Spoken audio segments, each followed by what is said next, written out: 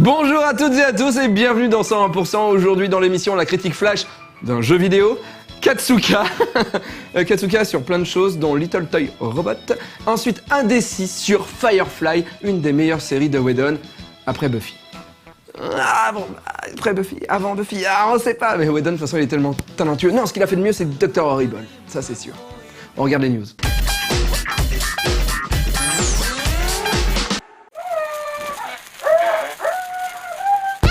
Pas la peine d'en faire des tonnes pour présenter un Lemmings, le concept étant resté assez stable depuis plus de 20 ans. Le volet développé par D3T est également très clair au niveau des nouveautés qu'il souhaite apporter à la licence, il suffit de voir son titre Lemmings Touch.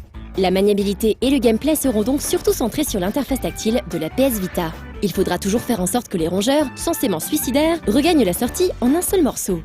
Pour cela, il faudra traverser des décors aux couleurs de l'Égypte ou des profondeurs infernales. Une nouveauté tout de même, qui n'a rien à voir avec la maniabilité tactile du titre, l'introduction de Lemmings rouges. Ces indésirables feront tout pour perturber le bon déroulement de votre plan de sauvetage des petites bestioles vertes, et il faudra donc les empêcher d'atteindre votre vaisseau. Avec sa centaine de niveaux, Lemmings Touch est disponible sur Vita depuis le 28 mai. Le gentil sumo Malo est de retour pour tirer des blocs, pousser des blocs et se frayer un chemin pour sauver les enfants égarés dans 250 nouveaux puzzles. Après 2 épisodes sur 3DS, cette fois, il a droit à sa version en HD sur Wii U à partir du 19 juin prochain. Le principe ne change pas fondamentalement, avec seulement quelques ajouts au niveau des types de blocs disponibles, certains se déplieront seulement quelques instants, d'autres s'actionneront grâce à des interrupteurs, etc. Il y aura aussi un éditeur de niveau permettant de créer et de partager ses propres casse-têtes. De plus, le jeu sera à un prix réduit pour les fidèles qui possèdent déjà un des épisodes 3DS.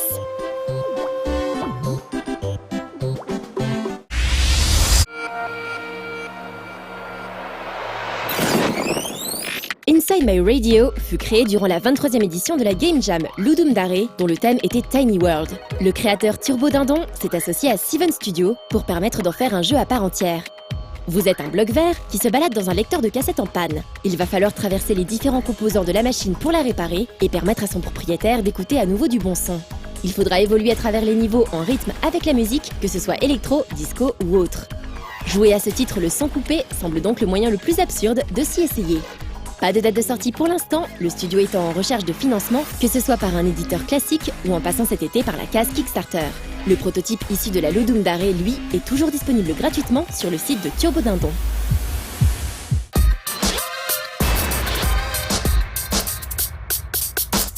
Aujourd'hui, comme vous pouvez le voir, j'ai un t-shirt un peu spécifique, un t-shirt de Star Trek. J'ai parlé de Joss Whedon, nous allons donc parler de série télé, oui, et aujourd'hui je vais vous parler de Navarro.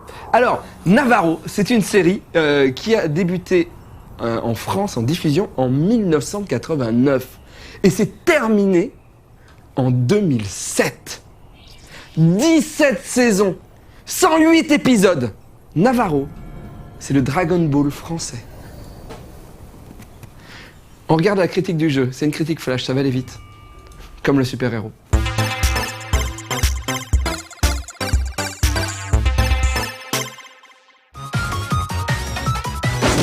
Doucement, la licence Dempamen est en train d'évoluer pour largement dépasser son statut initial de sympathique dungeon crawler destiné aux amateurs de grind. The Dempamen 3 fait ainsi suite à ses 2 prédécesseurs dématérialisés, sortis respectivement en décembre 2012 et mai 2013. L'idée est toujours de se constituer une équipe en capturant de minuscules petites créatures multicolores que l'on ne peut voir qu'à travers l'écran de sa 3DS. À l'aide d'un filet virtuel, on les attrapera en réalité augmentée dans nos cadres de vie. Ces créatures flottant sur les ondes radio et apparaissant aléatoirement un peu partout. On pourra les équiper en accessoires. En pyjama multicolores, ces derniers déterminant leur résistance face à tel ou tel élément, et leur faire gagner de l'expérience à force de combat au tour par tour afin de voir leurs antennes pousser.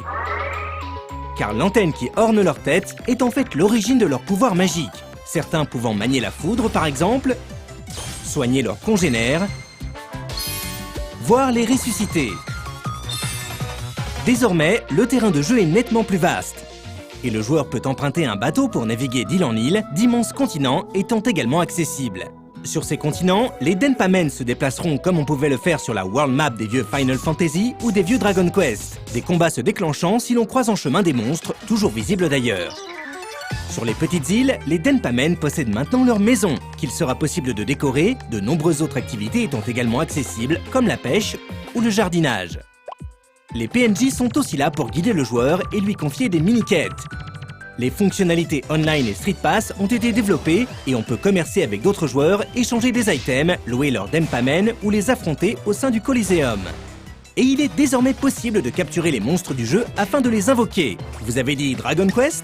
Et vous auriez raison.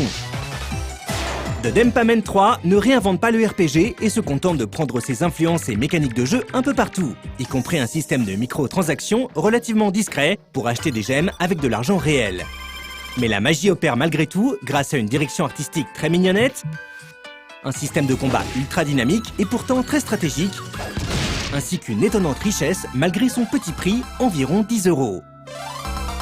S'il ne joue pas dans la même cour que les Fire Emblem Awakening et autres Bravely Default, The Denpamen 3 vient quelque part, et avec toute la modestie qui s'impose, combler l'absence incompréhensible d'une suite à Dragon Quest 9 sur 3DS.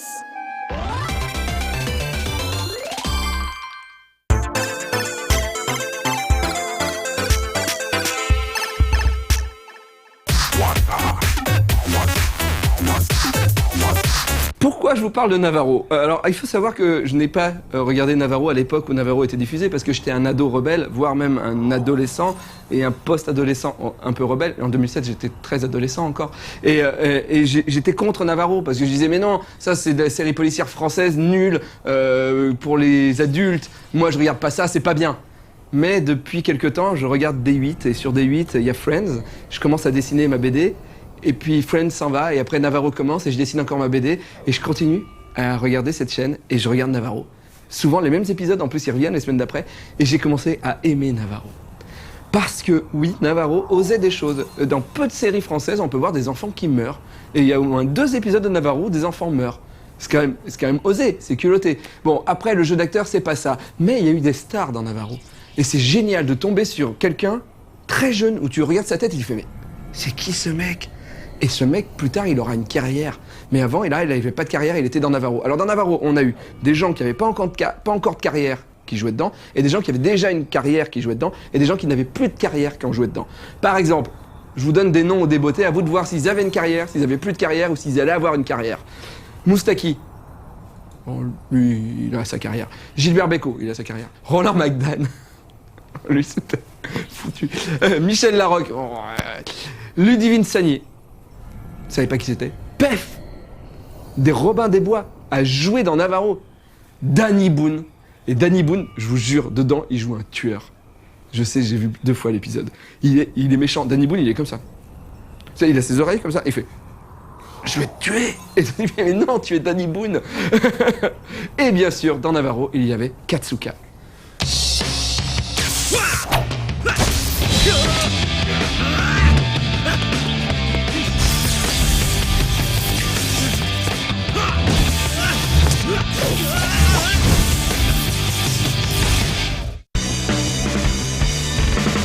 Salut à tous! Cette semaine dans Katsuka, vous verrez défiler une voiture et aussi pas mal de robots. Mais avant ça, les news!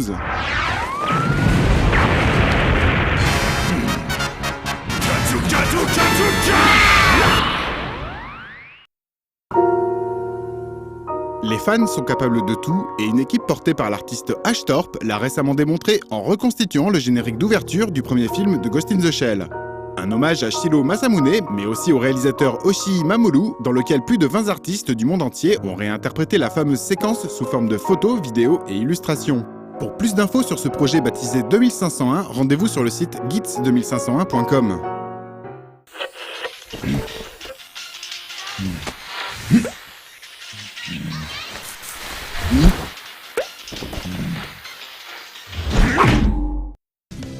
Parmi les projets crowdfunding les plus insolites que j'ai vu passer dernièrement, il y a clairement celui baptisé Animator Dormitories for Startups sur la plateforme Indiegogo.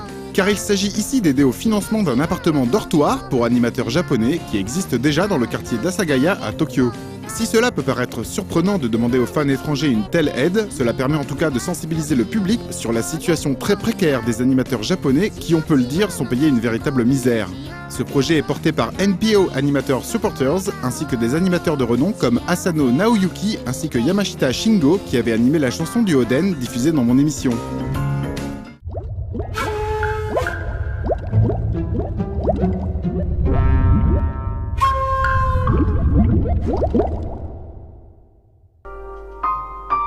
Si vous êtes sur Paris, ne ratez pas une jolie expo présentant les travaux de Santiago Montiel au dernier bar avant la fin du monde. Cet artiste argentin travaille depuis plus de 10 ans en France, mais aussi pour le Japon, puisqu'il a récemment été chef décorateur du film d'animation japonais L'île de Giovanni.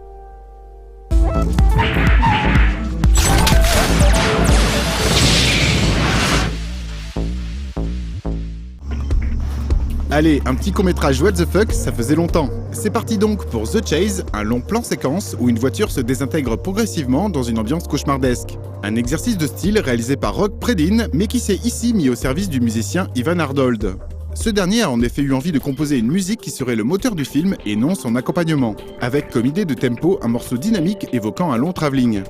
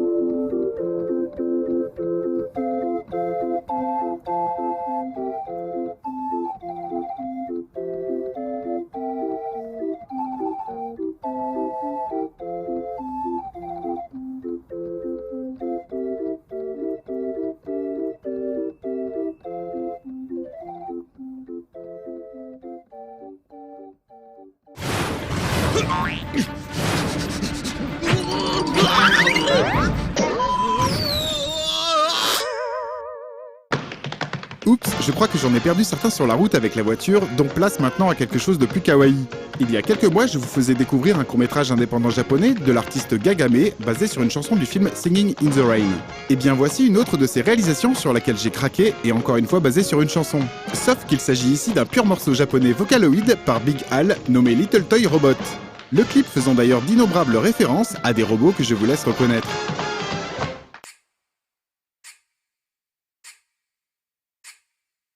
I am a robot, a clockwork toy robot. Leave in your toy box for a long time. Weave the string on my back as usual, and I begin to walk with the clattering. In this room anywhere, if you've a scare. And I come to you everywhere. I am a robot, a clockwork toy robot, and your love always makes me alive.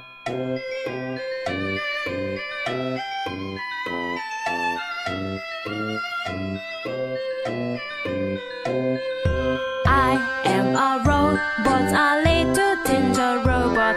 We have lived together for a long time. What I know about you is everything of you, and I know you are not so strong. What all I can do is to watch over you, but I always cheer you from my spring. I am a robot, a little ginger robot, and I'll be closest to you at any time. I am a robot, an old ginger robot, stay in your toy box for a long time. What I dreamt for you in such a chilly night, I'm afraid you are sobbing alone. What all I can do is to think of you, but I always wish you not to mourn. I am a robot, an old ginger robot. Your memories always make me alive.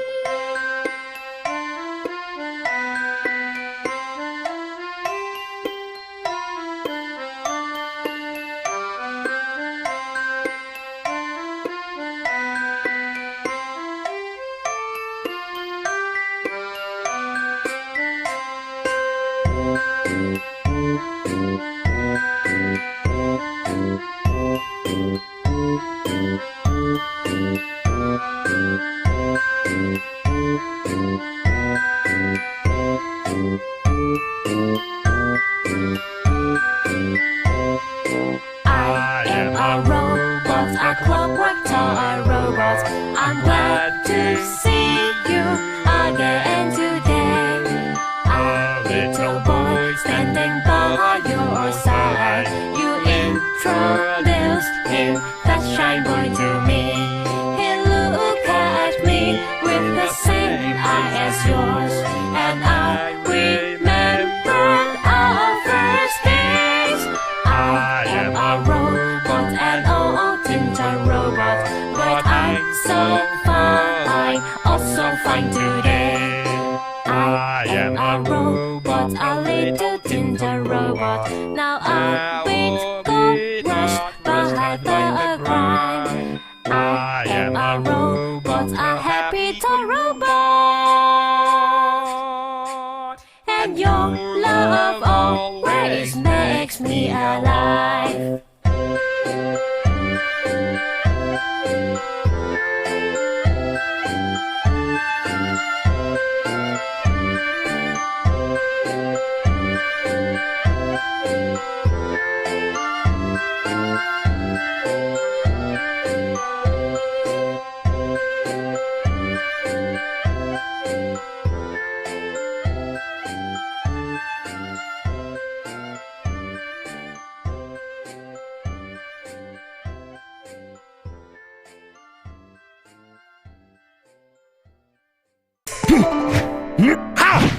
Voilà, voilou, à dans 15 jours.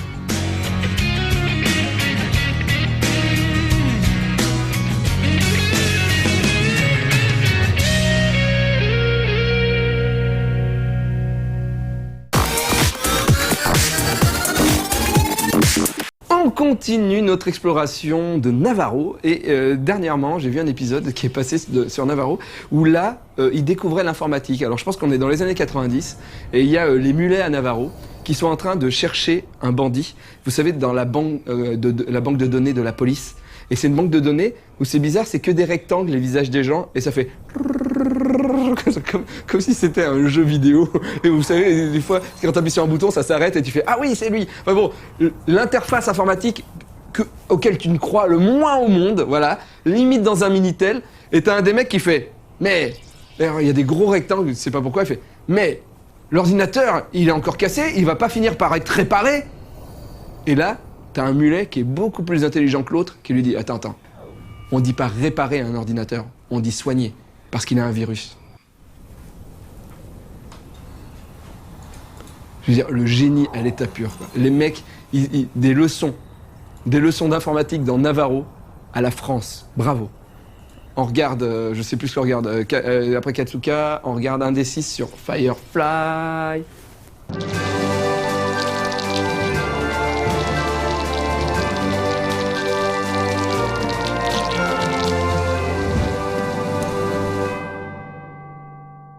Bonsoir et bienvenue au club des explorateurs de l'imaginaire ludique.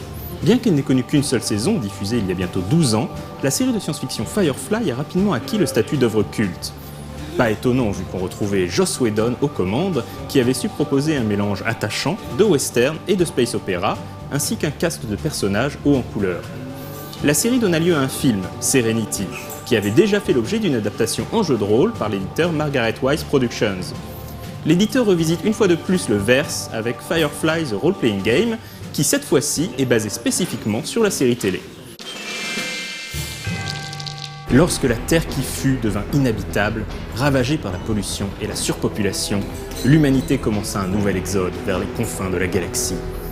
Tels les pionniers de jadis, des millions de femmes et d'hommes pleins d'espoir traversèrent les étendues froides et ténébreuses du verse pour finalement s'établir dans un petit groupe de systèmes solaires. Commença alors un long et pénible processus de terraformation, durant lequel des colons courageux tentèrent de vivre et survivre sur des planètes encore inhospitalières. L'espace était devenu un nouveau Far West. Un Far West qui compte désormais plus de 200 planètes, où l'anglais et le mandarin sont les langues les plus courantes, Dangma. Mais pendant ce temps, dans les planètes du système central du Soleil Blanc, un nouveau pouvoir émergeait. L'alliance anglo-chinoise entreprit d'unifier toutes les planètes sous son autorité, promettant paix et prospérité pour tous. Évidemment, certains virent d'un mauvais œil les velléités hégémoniques de l'Alliance. Ces indépendants, surnommés Browncoats, les manteaux bruns, prirent les armes contre l'Alliance, menant à la Grande Guerre de l'Unification. L'Alliance finit par remporter la victoire lors de la bataille de Serenity Valley. Mais de nombreux Browncoats refusèrent de se plier gentiment aux lois de l'Alliance, partant s'établir toujours plus loin du noyau, dans les mondes de la bordure, dans les systèmes de Kalidasa ou du Soleil Bleu, aussi loin que possible de l'influence de l'Alliance. Devenus aventuriers, pirates ou mercenaires, ces marginaux survivent en effectuant des petits boulots de transport ou des missions un peu moins légales. Le jeu prend place en 2517, l'Alliance étant chaque jour un peu plus sa main mise sur le verse. Les mondes du noyau, comme Sinon ou Londinium, sont considérés comme des havres de civilisation, à condition de pouvoir supporter de vivre dans un système sécuritaire et liberticide. A contrario, les mondes de la bordure sont peuplés de gens simples, qui semblent parfois venir d'un autre âge, mais vivent dans la peur causée par les organisations criminelles ou simplement les superstitions. Autre sujet d'inquiétude, il se raconte à demi-mot que certaines colonies auraient été mises à feu et à sang par les Reavers, des pillards sadiques et sanguinaires dont on dit qu'ils seraient devenus fous après avoir contemplé l'immensité du vide cosmique. Le verse est décidément un endroit dangereux, surtout pour qui veut y vivre libre. Mais qui souhaiterait vivre autrement?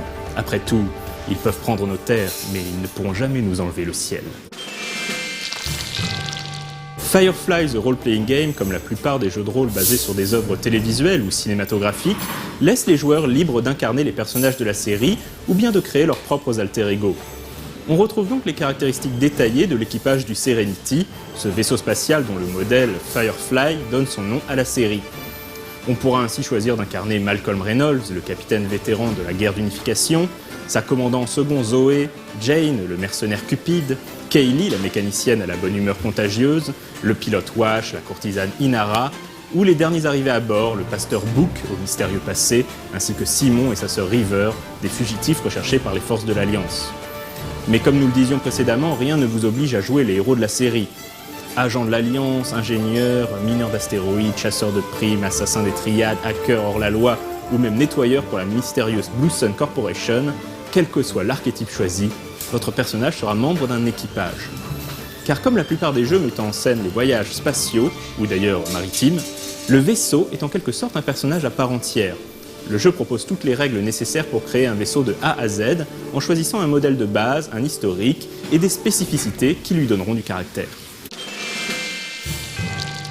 Comme le jeu de rôle Serenity avant lui, Firefly The Role Playing Game est basé sur un système de jeu appelé Cortex. Chaque caractéristique ou compétence des personnages est représentée par un dé. Des 4, des 6, des 8, des 10 ou des 12. Plus le dé a de faces, meilleur est le personnage dans ce domaine. Lorsque les personnages veulent accomplir une action, le meneur de jeu va d'abord déterminer les enjeux. C'est ce qu'on appelle placer la mise. Imaginons que le joueur veuille interroger les habitants d'une petite planète minière pour découvrir où se trouve la base de l'Alliance.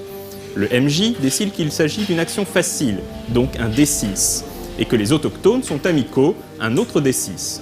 Il lance ses 2 dés et obtient, disons, un total de 8. C'est la mise, la valeur à dépasser. Pour parvenir à obtenir les informations, le joueur va lancer les dés correspondant aux caractéristiques et compétences les plus appropriées.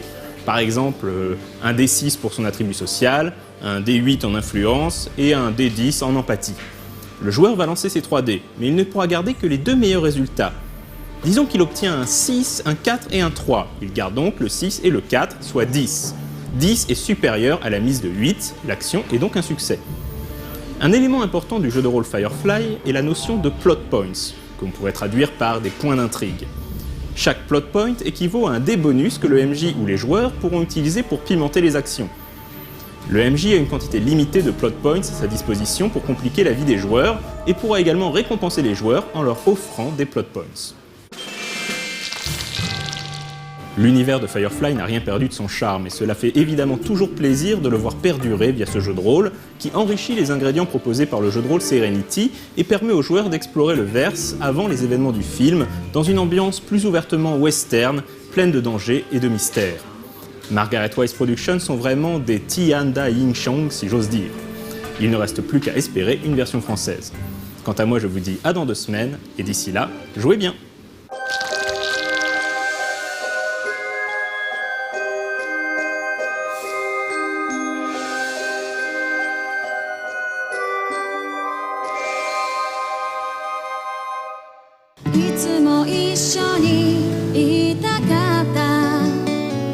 Voilà, ce 101% est terminé, mais je ne pouvais pas terminer sans lâcher la grosse bombe de Navarro. Alors ce n'est pas Navarro qui va faire caca, la grosse bombe, non, c'est le spin-off de Navarro. Car Navarro a eu droit non pas à un spin-off, mais à 2 spin-offs. Alors vous le savez, quand il a arrêté, il y a les mulets qui ont repris, ça s'appelait Action Navarro ou je sais plus quoi, enfin bon, un truc avec l'ancien To Be Free, hein, enfin ancien même en général.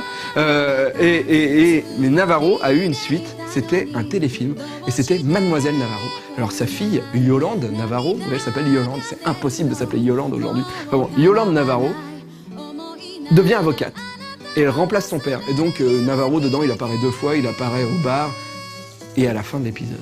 Et vous savez que les scénaristes, non vous savez pas en fait, vous regardez pas Navarro, les scénaristes dans Navarro ont laissé filer une histoire. Hein. Il y avait comme un fil entre sa fille et lui, c'est qu'il élevait seul sa fille. Sa femme avait disparu, elle n'était pas là. Et il y a un épisode, souvent sa fille dit mais où est maman? Où est maman? Qu'est-ce qui est devenu maman? Où est-elle? Maman, maman. Et un jour Navarro s'énerve. Et il lui fait « Je sais pas ce qui lui est arrivé. » Je peux pas faire l'accent. « Je sais pas ce qui lui est arrivé. Elle a disparu. Je sais pas si elle nous a quittés, si elle a été violée ou si elle est morte. » Et là, je vous promets, dans Navarro, tu fais « Violée est morte. » Tu fais « Waouh !» Comme ça. Des années plus tard, parce que ça, c'était dans les années 90. Et le téléfilm, l'ont fait dans les années 2000. Et ils se sont dit, les scénaristes se sont dit « ça serait malin quand même qu'on trouve ce qui est arrivé à la mère de cette fille. » Et là, ils ont fait « Ok. » Ils ont écrit une histoire où la fille de Navarro rencontre sans faire exprès dans une enquête, sa première enquête, son demi-frère, ce qui tombe bien, qui est le fils de Gérard Jugnot dans la vraie vie. Voilà, c'est le mec joué par le fils de Gérard Jugnot. C'est son demi-frère. Du coup, elle arrive à retrouver sa mère. Elle va, à la fin de l'épisode, dans un hôpital. Elle rentre dans la chambre. Et là, Navarro se retourne et fait « Vous l'avez trouvé !» Navarro soignait sa femme qui avait perdu la mémoire depuis des années, qui devenait un peu folle. Il voulait pas que sa fille voie qu'elle était folle. Du coup, qu'est-ce qu'il lui a dit dans un épisode dans les années 90 ? Je sais pas si elle a été violée ou morte. parce que c'est un mec super sympa, Navarro. Hein. Alors bon, je pense que les scénaristes, ils ont pas revu tous les épisodes avant d'écrire ça. Mais moi, j'ai vu les 2 épisodes d'affilée à l'envers sur D8 et croyez-moi, c'était très drôle. Voilà, c'était fini. Regardez Navarro, regardez de la série française, c'est très important. Navarro ou Le Visiteur du Futur. Voilà, enfin toutes ces choses qui ont fait les mamelles de la France. À bientôt, au revoir. 聞きたくて